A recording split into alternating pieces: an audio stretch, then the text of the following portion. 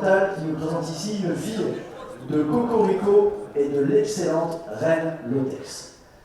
Reine Lotex, rappelez-vous, c'était une ancienne excellente compétitrice gagnante de 5 courses, notamment du Grand Prix des Pouliches à 25% et aussi du Critérium d'Auvergne des Anglo-Arabes sous la selle de Yoritz Mendizabal et l'entraînement de Thierry Laurière, que j'ai eu l'impression de voir tout à l'heure dans les travées du bureau du Béquet. Reine Lotex a déjà donné plusieurs gagnants en compétition, puisqu'elle est aujourd'hui poulinière à l'élevage Lagarde sur les hauteurs d'Aurillac. Parmi eux, Farnèse de Lagarde, gagnant en plat du prix du Nanizette, placé du Grand Prix des Pouliches à 12,5% et de la double essai aussi.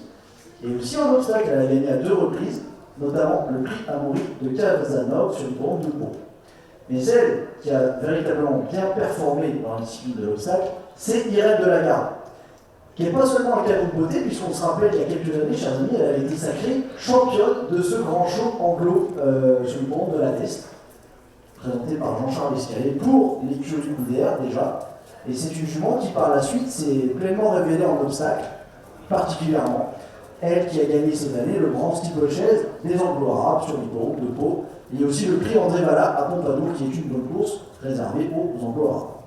Illusion de la Garde n'était pas en reste, elle non plus, cette fille de Vision d'État, qui a gagné la Coupe des Anglo-Arabes, grande course de des 3 ans, et le prix du Tursan et le prix de Soumolo sur l'hippodrome de Pau. Donc c'est une famille véritablement qui est faite pour briller en obstacle. Et croiser Reine Lotex avec Cocorico, qui a un talent absolument fantastique, du Rat de Cercy avec ses résultats en obstacle, c'est le père de Coco Beach, Fakira, Paul Irico, Flying Startenco, Hermès de Journou, que des gagnants Black Tape en obstacle, c'est dire si ça peut bien se passer, en tout cas sur le papier. Un papier sur lequel on a également le nom de Père Leclerc du Lac, la deuxième mère, une ancienne gagnante du Grand National à 12,5%, de l'Omnium à 25% également, et c'est la bonne souche des places, à savoir Vita Vita